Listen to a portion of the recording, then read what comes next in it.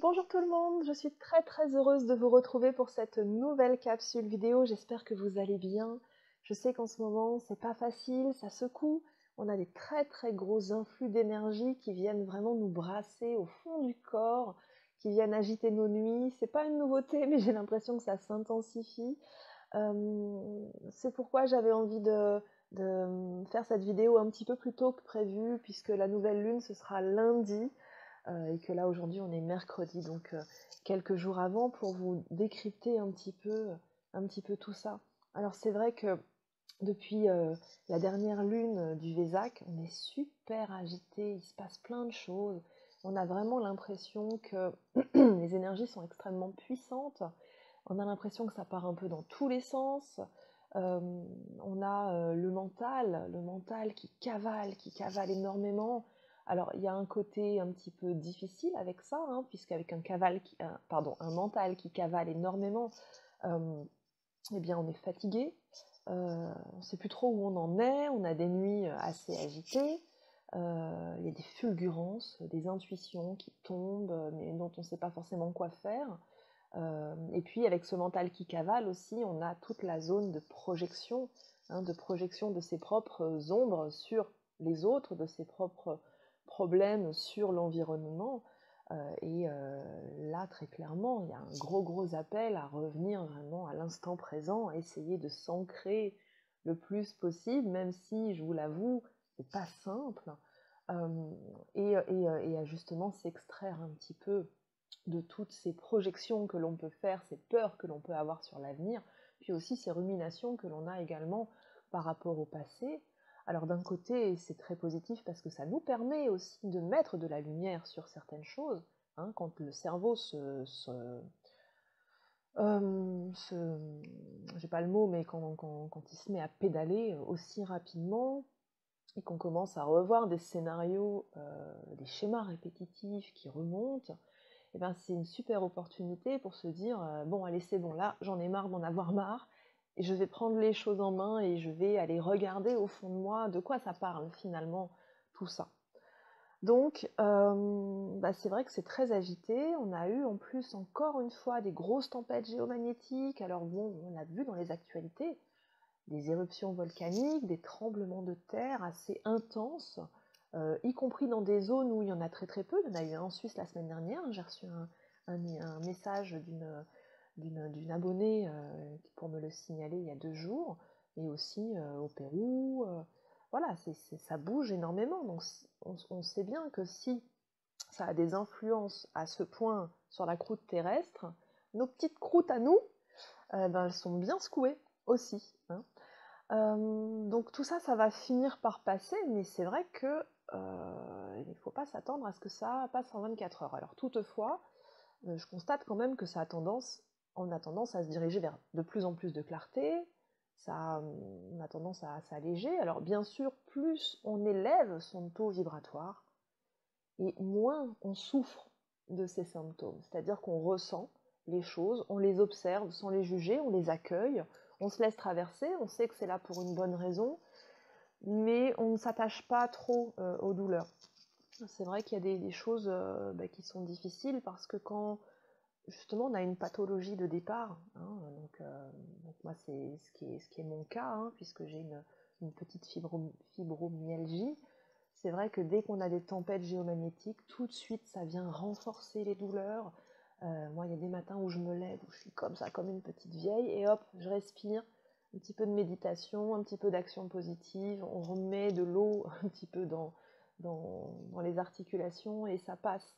Mais si je commence à me cristalliser en me disant « Ah, j'ai mal, oh, j'en ai marre de la lune, oh, ces symptômes, il y en a marre », finalement, je ne fais que renforcer cette douleur. Donc l'idée, c'est vraiment un conseil.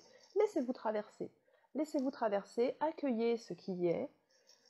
Ne jugez pas. Oui, c'est pas confortable, d'accord, mais c'est ok, ça va passer. Plus vous allez être dans l'acceptation et plus vous allez... ça va bien se passer, en fait. Et puis plus vous allez faire des choses qui vont vous permettre d'élever votre taux vibratoire, eh bien, moins finalement vous allez vous retrouver embarqué par ces lunaisons, embarqué par ces énergies, vous continuez à les ressentir, mais en les plaçant à leur juste place, là où elles doivent être, c'est-à-dire simplement des informations et des événements qui nous permettent justement de grandir encore. Élever son taux vibratoire, il y a plein de manières de le faire. On change ce qu'on a dans son assiette, évidemment, on fait attention à ce qu'on mange, ça c'est une première chose. Mais je dirais que c'est une infime partie de ce qui concerne le taux vibratoire. J'entretiens des idées positives, je pilote ma vie avec des pensées positives, je fais des choses que j'aime, j'augmente mon réservoir de joie, je médite, je marche, je me mets au service des autres. Voilà, je vais vraiment, pour élever mon taux vibratoire, me diriger vers des activités élevées, des activités qui vont être en parfait alignement avec mes valeurs profondes, avec mes convictions profondes. Et puis, je vais aussi répondre à mes besoins. Mes besoins, pas mes caprices, mes besoins fondamentaux. Quels sont mes besoins fondamentaux? Être entouré de personnes positives, pouvoir tenir des conversations spirituelles, être écouté, être reconnu. Donc tout ça, on n'oublie pas, ça commence par la reconnaissance à soi-même, l'écoute de soi, l'amour de soi, etc. Je ne vais pas digresser là-dessus, on pourrait en parler pendant des heures, on pourrait faire un séminaire de 2 jours sur comment élever son taux vibratoire. On aura l'occasion d'en reparler, posez-moi vos questions, il n'y a pas de souci, on pourra faire des lives à ce sujet, aucun problème. Je reviens juste sur les énergies du moment. Donc, je disais, on a le mental qui s'agite énormément, beaucoup d'informations que l'on reçoit pendant les rêves, et c'est vrai que ça peut nous fatiguer. D'un autre côté, il faut voir le côté très positif des choses, c'est que avec ce mental hyper agile, hyper actif, eh bien, je me rends compte que nous parvenons à construire nos propres ponts. Construire nos ponts, c'est-à-dire réussir, parvenir à réunir des choses en apparence en contradiction, parvenir à faire des liens avec des événements que nous avons pu vivre par le passé, que nous n'avons pas mesuré la portée, que nous n'avons pas nécessairement compris sur le moment. Parvenir à faire des ponts entre différents sujets de notre vie, à relier notre professionnel, notre personnel, notre familial, notre intimité, et comprendre un petit peu, non pas ce qui nous divise, non pas ce qui est clivant dans notre vie, non pas ce qui nous sépare, mais au contraire, cela nous permet de mettre en lumière cette espèce d'électron que nous sommes, et qui est le lien, qui est l'élément fédérateur entre toutes nos expériences, mais également toutes nos rencontres, et aussi, je dois le dire, entre tous nos karmas, en tout cas entre des grosses grappes de karma. Ce petit événement que vous avez suivi, que vous avez vécu dans votre incarnation, et qui ressemble au petit trou d'une feuille que l'on aurait pliée à l'infini. Si je la traverse d'une aiguille, cet événement dans votre incarnation, c'est finalement ce trou qui nous permet de voir apparaître. Et si j'ouvre intégralement la feuille, je vais me rendre compte qu'elle sera percée de centaines de trous. Donc aujourd'hui, on est vraiment dans une très très très belle période de compréhension, de clarté, de lumière, même si c'est pas toujours facile de voir la lumière, c'est pas toujours facile. Et puis que parfois on se retrouve bien démuni en se disant ok, j'ai conscientisé ça, je me rends compte de ça, et maintenant, so what? Qu'est-ce que j'en fais? Et bien ça, c'est génial parce que justement, toutes ces influx de lumière qu'on reçoit nous donnent aussi ces informations à vous, aux gens qui vous accompagnent par l'intermédiaire de vos guides, de ce que vous devez en faire. J'avais prévu hier de faire un live sur Facebook à propos des missions de vie, dont je parlais dans ma précédente vidéo. Et puis, bon, ceux qui sont abonnés à la page Facebook ont eu un autre live à la place, puisqu'il m'est arrivé une petite mésaventure hier, justement, parlant du trou de l'aiguille. Et donc, du coup, voilà. Du coup, je vais juste faire une toute petite parenthèse, on va résumer ça très très clairement. Dans ma précédente vidéo, je vous disais que c'était une très très bonne période actuellement pour la redistribution ou la reprécision des missions de vie. Mission de vie, c'est quoi une mission de vie? Une mission de vie, c'est le projet de l'âme. C'est le projet que l'âme s'est donné avant de s'incarner. Donc on a plusieurs missions de vie, on a plusieurs projets d'incarnation.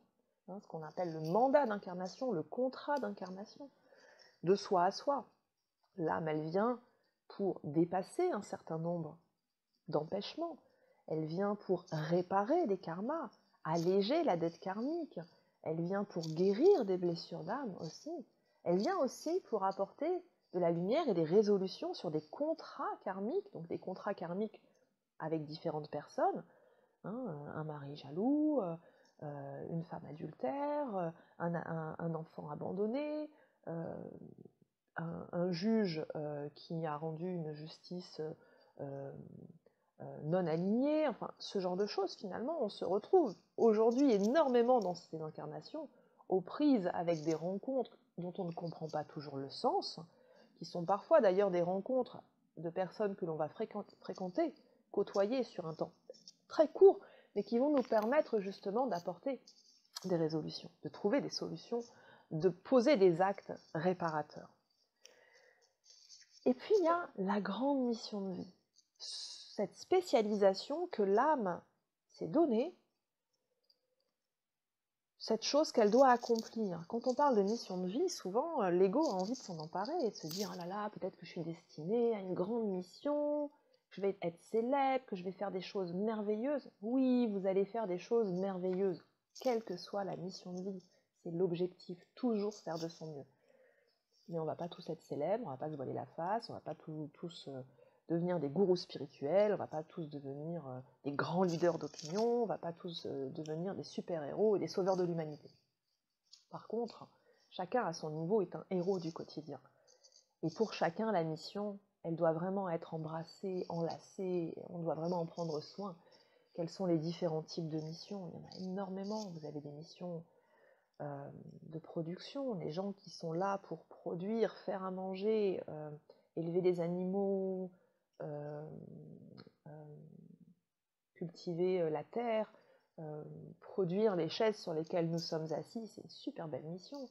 Vous avez des missions à portée sociale, à visée sociale, d'accompagnement, de travail dans les services publics, d'aide, d'assistance. Vous avez des missions au service des animaux, des grandes causes animales. Vous avez des missions au service de la terre aussi, protection de l'environnement, défense du patrimoine, des missions au service de l'histoire, des missions de transmission, des missions d'enseignement, des missions de guérison, etc., etc. Et pour certains, quelques-uns des missions spirituelles. Et parfois, on a deux familles de missions qui coexistent, et donc voilà, on doit faire tout ça. Mais la mission de vie, c'est pas quelque chose que l'on trouve, c'est rarement quelque chose que l'on trouve au tout début. Il y a des gens qui ont des vocations très précoces, mais même lorsqu'ils sont en vocation très précoce, la manière dont ils commencent à marcher sur leur mission de vie, finalement, parfois elle est assez éloignée de ce que l'âme avait prévu et de ce que finalement ça va donner à la fin.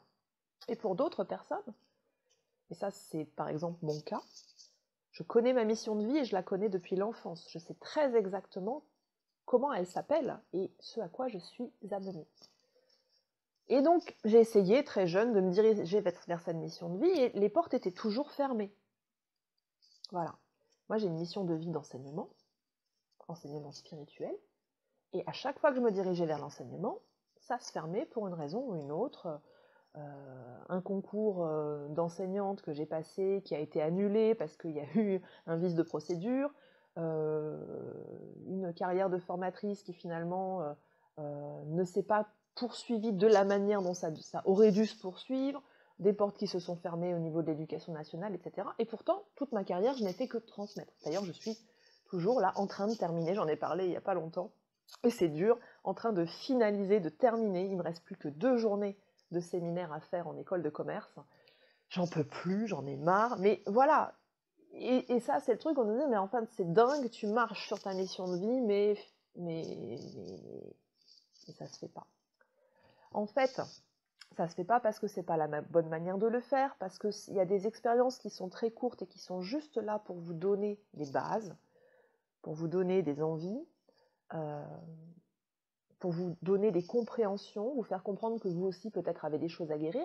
Et puis, il y a aussi des choses qui sont extrêmement importantes, c'est que Moi, si à 14 ans, on m'avait dit, tu seras enseignante spirituelle, qu'est-ce que j'en aurais fait? Qu'est-ce que j'en aurais fait? Il fallait toutes ces années pour apprendre ce que c'était que la spiritualité, parce qu'on ne fait pas que canaliser non plus, on apprend énormément, on étudie énormément. Enfin, moi, en tout cas, c'est mon cas, j'étudie énormément. Il faut des compétences, il faut connaître la société, il faut bien connaître les gens que l'on va accompagner aussi. Et puis, eh bien, enseignant spirituel, c'est terminé. Cette période où on est le gourou sur sa montagne ou sous son arbre, assis et nourri par la société, il faut comprendre aussi qu'il y a plein de choses à maîtriser dans la communication, il y a des sujets qu'il faut étudier, etc. C'est pourquoi mon parcours de vie m'a amené sur des choses qui étaient très très éloignées en apparence de cette mission de vie. Aujourd'hui, je suis en train de faire la synthèse de tout ça et de comprendre que, waouh, ah ouais, quand j'ai bossé dans cette boîte-là et qu'il s'est passé ça et que j'ai fait des trucs, mais vraiment qui m'ont enquiquiné, ouais, mais en fait, c'était pas mal parce que là, en fait, ça m'est utile. Ce que j'ai appris à ce moment-là, ça m'est bien utile dans ce que je suis en train de faire là quand même. Ça m'a permis de rencontrer telle ou telle personne qui aujourd'hui sont toujours dans ma vie et qui ont aussi fait leur parcours et leur chemin et avec qui je peux travailler aujourd'hui. Donc en fait, il faut être vraiment très, très cool avec cette notion de mission de vie. Moi, j'ai bien connu ce sentiment, cette peur que je reconnais actuellement chez beaucoup de gens, qui est cette angoisse de passer à côté de la mission. Finalement, de ne pas faire bien les choses, de ne pas faire les bonnes choses, celles qui sont bonnes pour nous, et d'arriver, il y a toujours cette peur d'arriver à la fin de la vie, d'en regarder derrière et de se dire « Ah merde, j'ai foiré ». Non, vous n'êtes pas en train de foirer, vous êtes juste en train de construire, vous êtes juste en train de créer votre chemin, et puis quand il y a des inconforts, c'est très bien, parce que ces inconforts, hein, c'est ce qu'on appelle le tremplin, le mur, hein, c'est ce qui nous permet justement de se dire « Ok, là, stop, ça veut dire qu'il faut que je réagisse ». Et toutes ces étapes-là, elles vous permettent justement de recibler. Voilà. Donc après, la mission de vie, elle peut avoir un nom. Après, la manière de la faire, justement, peut nécessiter énormément de temps pour la comprendre, et puis de temps pour apprendre également. Donc voilà. Je vais revenir, petite parenthèse refermée, je reviens à cette nouvelle lune qui arrive. On a une nouvelle lune qui est puissante, vraiment puissante. Bon, en même temps, on est aussi dans un calendrier qui est chargé quand même, hein, puisque là, on vient d'avoir le Vésac, hein, qui vient de se dérouler à la dernière lunaison. On se dirige là vers l'Ascension, demain. Donc l'Ascension qui est donc l'annonce de la résurrection du Christ, et donc sa dernière transmission auprès des apôtres, hein, et ça annonce 10 jours plus tard la Pentecôte, c'est-à-dire la descente de l'Esprit Saint. On est pile là sur la fin donc, du mois du Ramadan, avec l'Aïd el-Fitr qui arrive également. Donc on a quand même un calendrier spirituel, déjà en tout cas spirituel, religieux déjà chargé, mais ce calendrier religieux, il y a bien des fondements. Donc il y a des fondements et il y a des égrégores. Hein, donc ça signifie aussi que toutes ces personnes qui sont pratiquantes et qui sont en train de prier aussi, et ça participe aussi d'une manière ou d'une autre à la descente de lumière.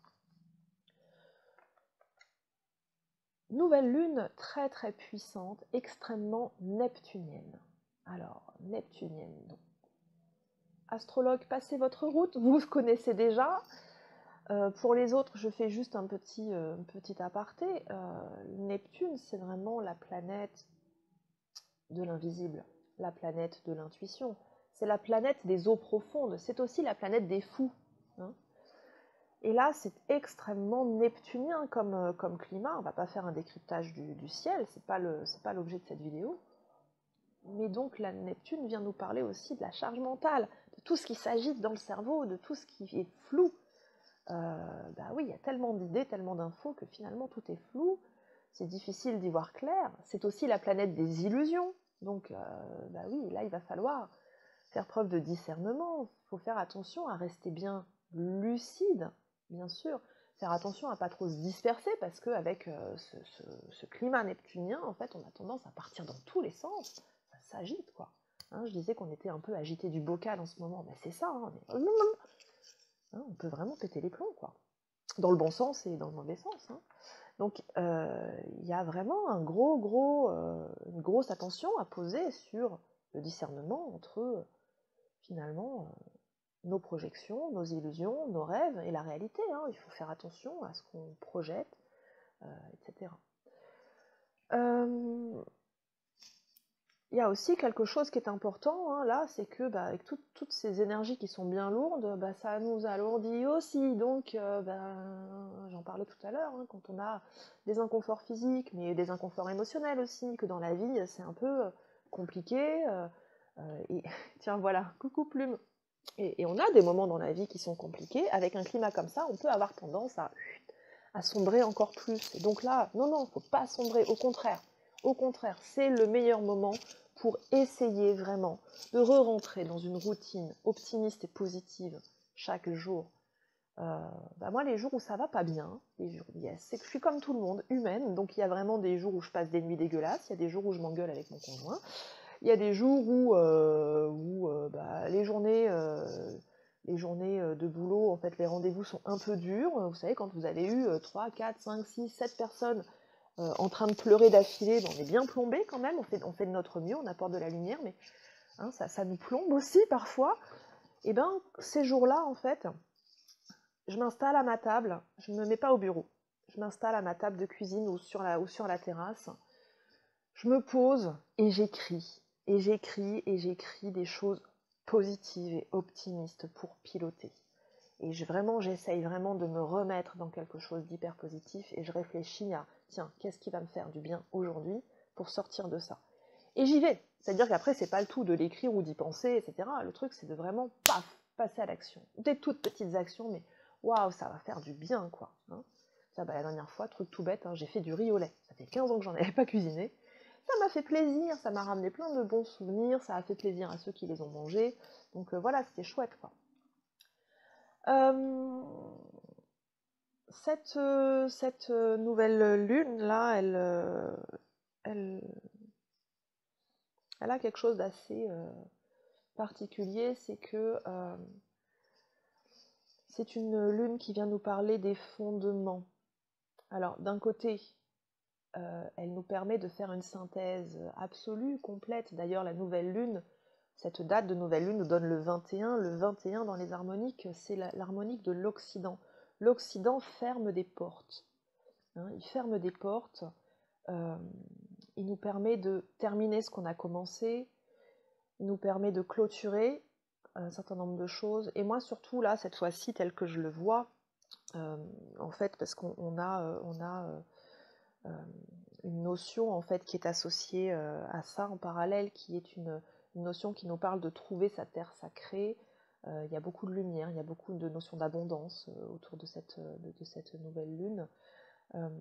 Pour moi, en fait, le fait de clôturer la porte, ça nous permet surtout, principalement, de réaliser la synthèse et de comprendre où on en est finalement, de comprendre notre parcours, et ça c'est vraiment positif. Et puis, eh bien, le climat est parfaitement propice à l'établissement de fondations extrêmement solides. Tout ce que l'on est en train de mettre en terre, finalement, est hyper solide. Comme c'est hyper solide, c'est normal que ce soit plus long à mettre en place. Mais c'est solide, c'est structurant, c'est structuré, c'est durable. Donc les projets qui sont en train de naître là, qui sont en train de germer finalement, on va pas les voir tout de suite, on va les voir à l'occasion de la porte d'Orient.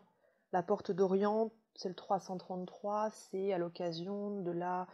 je crois que c'est une nouvelle lune ou c'est une pleine lune, je ne sais plus, de début décembre, du 12 décembre. Hein. Donc on aura le 12-12-12. 2019, finalement, nous donne le 12. Donc 12, 12, 12, 3, 3, 3. Donc, là, il va y avoir énormément de mise en lumière. Mais là, en attendant, tout ce qu'on est en train de faire, et pour les 6 prochains mois, on va bosser, on va étudier, on va structurer, on va poser en place les choses. J'en profite pour une autre parenthèse. J'ai oublié votre nom, excusez-moi, mais j'ai une personne qui a commenté sur la précédente vidéo, quand je parlais de mettre en place les projets, qui dit « Mais Et quand on n'a pas de projet, alors, ben, je voudrais vous dire que quand on n'a pas de projet, l'idéal, ce serait déjà d'avoir ce projet merveilleux, d'avoir des projets. Et donc, de se mettre comme projet principal, de sortir de l'isolement, de sortir de l'immobilité, de revenir à une énergie plus positive, de prendre soin de ça. En soi, c'est un projet. En soi, c'est déjà un objectif. Projet ne signifie pas forcément de but. Alors si vous n'avez pas de but dans l'existence, c'est dommage parce que ce sont nos buts qui nous permettent d'aller de l'avant. Une existence qui ne va vers rien, finalement, c'est compliqué. Donc si on ne va vers rien, ça signifie qu'il y a un malaise qui est très très profond et que ce malaise, il faut aller le regarder en face. Et quand on le regarde en face et qu'on commence à en prendre soin et qu'on commence à guérir, ou en tout cas à sortir de ça, les projets reviennent, les buts reviennent. Et puis quand on a des buts, à ce moment-là, on va se mettre en place des objectifs. Hein, et donc les projets font partie des objectifs, ils font partie du but et ils font partie des objectifs. Voilà. Donc évidemment, tout ça, ça fait partie. Quand vraiment on n'a pas de but, généralement, c'est le signe qu'on est en déprime quand même, hein, voire en dépression. Donc c'est bien quand même de se faire accompagner. Si on a simplement des objectifs, mais qu'on est dans une situation où on ne sait plus très bien où aller, où on ne sait plus comment faire nos projets, on ne sait plus vers quoi se diriger, à ce moment-là, on peut y aller, on peut y arriver seul, bien sûr. Et puis, si vraiment on est en bon way, on peut faire aussi appel à quelqu'un. Hein, c'est notre mission aussi, à nous, thérapeutes de lumière, enseignants de lumière, d'accompagner aussi les gens. Parce que ce chemin, on l'a déjà fait, on le fait régulièrement.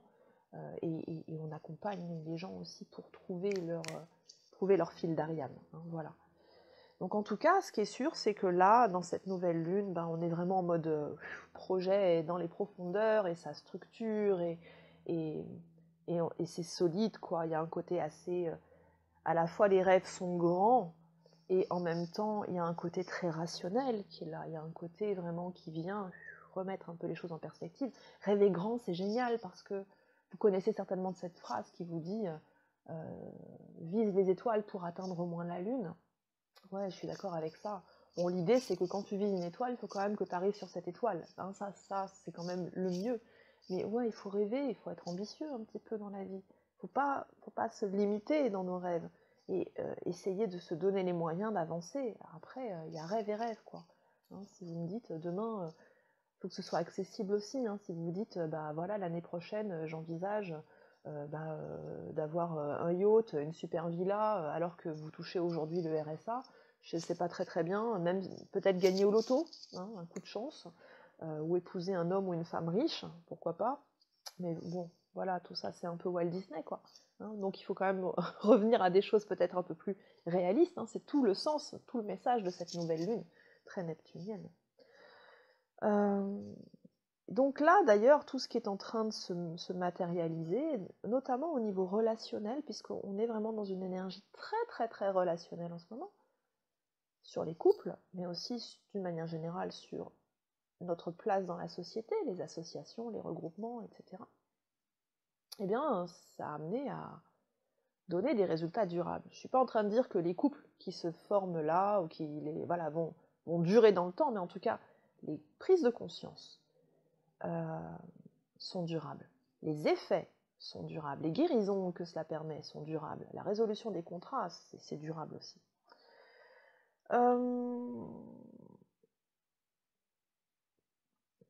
Quoi d'autre par rapport à ça ? D'une manière assez globale, là, on est dans un climat où on a énormément de planètes très très lourdes, collectives, qui rétrogradent, qui sont des planètes karmiques, et donc, bien sûr que ça vient nous faire travailler vraiment en profondeur, dans les prémices de l'enfance, dans les fondations de l'inconscient, et puis dans le karma aussi. Mais avant de vous précipiter sur le karma, observez déjà ce qui bloque là dans votre vie. Parce que c'est ce que les guides nous enseignent, hein, les guides de lumière, c'est ce qu'ils nous disent. Ils nous disent, ok, vous avez du karmique, bien sûr qu'il faut regarder ça. mais soyez bien conscient que tout ce que vous avez vécu en karmique et qui a besoin d'être traité dans cette vie, finalement existe en petits événements déjà dans votre incarnation. Donc déjà en travaillant sur l'incarnation, on fait déjà plein de choses. Après, on peut travailler sur plein d'autres plans. C'est une évidence. C'est une évidence. Mais il n'y a pas que le karma, en fait. Il n'y a pas que le karma à traiter. Le karma, d'ailleurs, je le vois moi en séance, souvent, quand on commence à aborder le karma, ça signifie qu'on a bien abordé l'incarnation. On nous donne des informations karmiques, ça arrive, hein, sur des premières séances, sur des tout débuts, parce que la personne n'est pas du tout en état, ou elle a déjà fait un chemin sur son projet d'incarnation, elle a déjà travaillé sur elle-même, soit parce que c'est ce qui va permettre de mettre la personne en route sur le travail personnel dans cette vie. Mais généralement, les informations que l'on nous donne, on ne nous donne pas tout comme ça, en claquant des doigts. Je trouve ça d'ailleurs assez dangereux. Je vois d'ailleurs des gens, j'en ai rencontré, hein, des gens qui ne font que travailler sur le karmique, qui ne font que travailler sur des causes externes, sans jamais vraiment aborder le travail. Donc finalement, ils sont toujours en train de tourner autour d'eux-mêmes. C'est très bien de faire ça, hein. On est en train vraiment d'aller éliminer plein de choses, mais le cœur de l'oignon, ben en fait, il n'est pas abordé, quoi. Et donc, du coup, c'est beaucoup d'argent dépensé en plein de thérapies diverses, en plein de soins énergétiques, en plein de formations, mais avec toujours le même nœud du problème qui est au centre.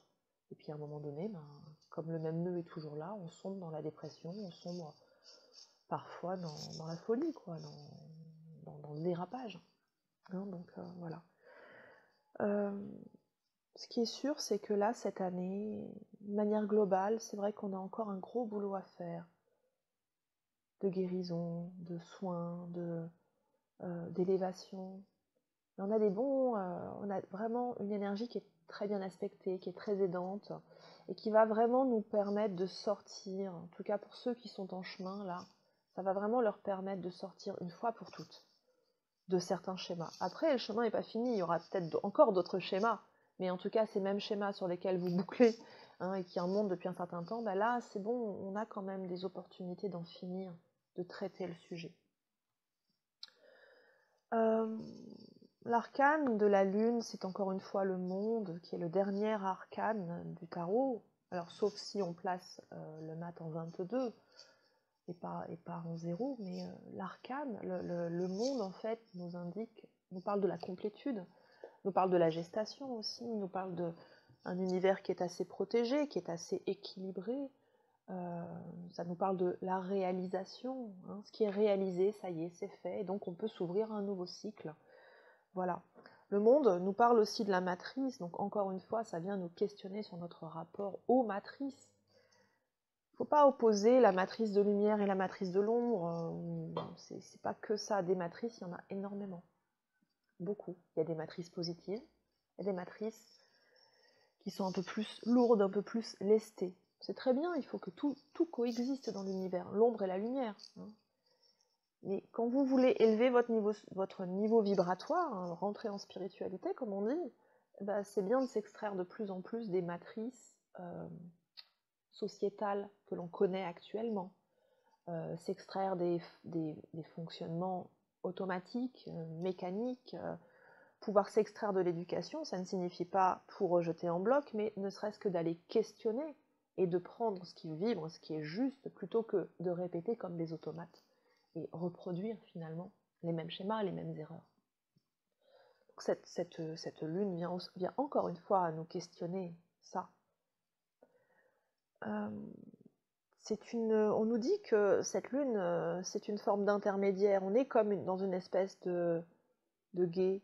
Hein, on est un peu comme au milieu du gué, dans la traversée. Je vous parlais tout à l'heure des ponts que l'on faisait, et là, finalement, je vous parle du gué. Donc c'est vrai qu'on est toujours dans cette tendance en train de traverser, mais là, on est nombreux, hein, on est très très nombreux, on me montre ouais, je confirme, je vois l'image là qui me passe, une très grande masse humaine qui est en train de traverser ce pont, qui est en train de faire cette expérience de passer sur l'autre continent. Appelez ça comme vous voulez, la 5D si vous en avez envie. C'est pas ça qui compte.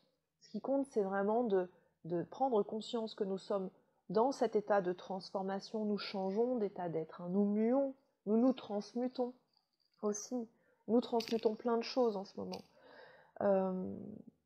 Et ça va nous permettre, une fois que nous aurons traversé, eh bien, de nous tourner et de tendre la main pour accompagner les autres et les aider à faire aussi ce chemin, qui tendront à leur tour leurs mains au suivant. Hein, on est dans une chaîne humaine, tous reliés les uns aux autres. On va avoir des jours un petit peu tendus là qui arrivent après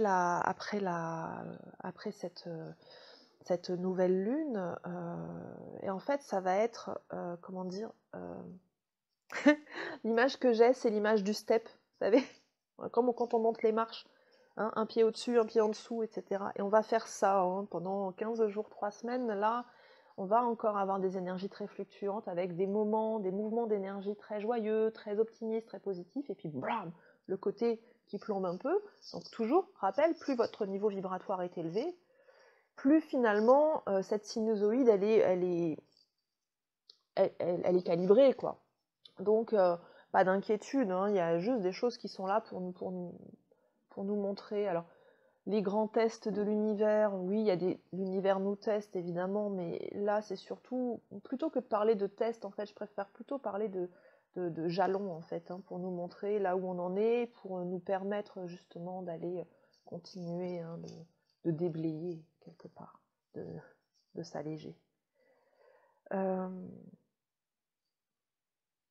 De toute façon, là, on est dans une période qui va aller jusqu'à fin janvier 2020.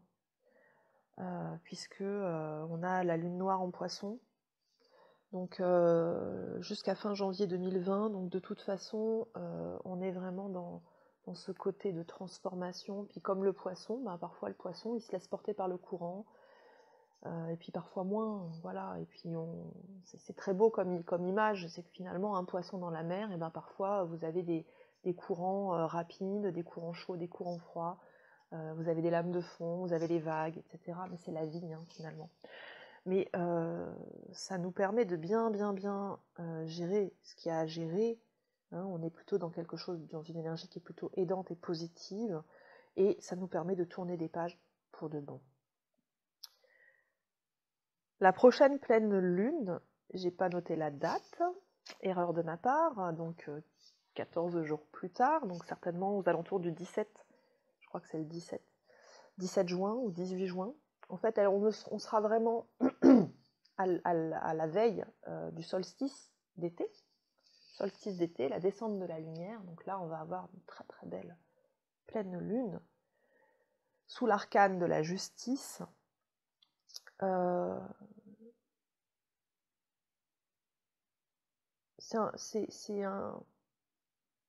J'entends tirer les canons. Tirer les canons, c'est... Quand est-ce qu'on tire les canons? Souvent, on tire les canons pour marquer un armistice, pour marquer la fin d'un combat, pour annoncer un événement, annoncer la naissance d'un roi ou la mort d'un roi. Enfin voilà, là on va tirer les canons. Il y a quelque chose, voilà, qui s'ouvre et qui se ferme. On me dit c'est la réconciliation. En fait, il y a une notion très importante avec cette pleine lune, c'est la notion de payer ses dettes. Payer ses dettes karmiques, payer ses factures.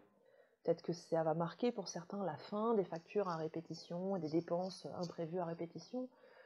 Pour certains, ça va marquer aussi c'est bon, des résolutions karmiques assez importantes qui vont vous permettre de changer d'énergie, de vous ouvrir à autre chose. Hein, pour moi, il y a une notion de porte qui est là. Il y a une notion de trancher aussi, hein, d'en finir une fois pour toutes avec certaines choses. Il y a plein de choses avec j'entends la notion de rupture, mais rupture, c'est rompre avec des schémas, hein, rompre avec des usages, rompre avec des choses qui se répètent beaucoup. Ça peut être aussi, tel que je le vois, mettre fin à des contrats, hein, vraiment. On arrête certains contrats en disant c'est bon, stop, il est temps de passer à autre chose. Donc on va changer de client, on va changer d'entreprise, on va peut-être changer, pourquoi pas aussi dans notre relationnel de couple, mais il ne faut pas non plus le voir comme, c'est pas quelque chose, c'est pas un indicateur, ça dépend de ce qui est d'abord, ça dépend de ce que vous vivez, ça dépend de ce que vous souhaitez euh, dans votre vie, hein, d'une manière générale. Vous pouvez tout à fait savoir que oui, potentiellement, ce serait pas mal de mettre fin à un certain contrat, mais non, vous allez poursuivre, parce que c'est juste encore pour vous. Hein. On ne s'arrête pas trop à cette notion-là. Mais en tout cas, il y a vraiment cette notion de justice qui est très très présente à venir au niveau de la pleine lune. Donc voilà. J'en ai fini là pour ce décryptage énergie. Bon, vous voyez, ça secoue encore beaucoup. Et c'est juste. Laissons-nous traverser. Donc vous allez avoir des journées pleines d'énergie, puis des journées où ça va être compliqué. Bah, prenez soin de vous. C'est vraiment le moment de prendre soin de vous. C'est vraiment le moment d'essayer de s'adapter un petit peu, enfin en tout cas de s'écouter. Bah oui, quand on travaille en entreprise, c'est sûr qu'aller faire une sieste, c'est pas évident, mais bon, peut-être que du coup, je peux aller me coucher plus tôt, moins regarder la télé, ou alléger mon emploi du temps, donc voilà. Hein, là, on a les ponts, encore 2 ponts là qui arrivent, donc ouais, profitez-en pour vous reposer. Voilà. Donc, dans tous les cas, moi, je suis toujours à votre disposition avec grande joie pour répondre à vos questions, pour vous accompagner également. Je suis en train de préparer pour, j'espère, septembre. J'espérais avant, mais là, je crois qu'il faut que je sois raisonnable. Je pense que je vais avoir du mal à le mettre en place pour juin, puis après, on rentre un peu sur la période des vacances, donc on verra un peu quand est-ce que ça va tomber, mais je suis vraiment en train de travailler à la mise en place d'un accompagnement, une formation, coaching spécifique pour les personnes qui sont dans l'accompagnement, justement. Hein, quelque chose qui s'appelle de la lumière à la mise en lumière, apprendre à rayonner. Donc je suis vraiment super heureuse en fait, j'ai retrouvé un feu créateur immense avec ça, je suis super heureuse parce que j'ai vraiment la conviction profonde que ça va vraiment contribuer de manière positive à l'évolution de plein de personnes. Donc voilà, j'aurai l'occasion de vous en reparler. N'hésitez pas à vous abonner à la page Facebook, parce que la page Facebook, elle se dynamise de plus en plus. J'écris de plus en plus de choses dessus. C'est toujours très très complémentaire de ce que je raconte ici. Et donc voilà. Et donc voilà, je vais terminer là. Je n'ai pas le temps de poursuivre. J'aurais pu vous raconter cette histoire incroyable que j'ai vécue hier, mais vous la retrouverez sur Facebook. J'ai fait une vidéo hier exprès là-dessus parce que c'était vraiment intense et flippant et très drôle à la fois. Donc, mais là, il faut vraiment que je commence mes consultations du jour. Voilà. Dans tous les cas, j'étais très très heureuse de vous retrouver. J'attends vos commentaires avec impatience. Si vous avez aimé cette vidéo, eh ben, cliquez sur j'aime, partagez-la. Plus nous serons nombreux, plus l'égrégore sera important pour l'élévation, hein, pour l'accompagnement. Je vous embrasse du fond du cœur et je vous dis à très très vite.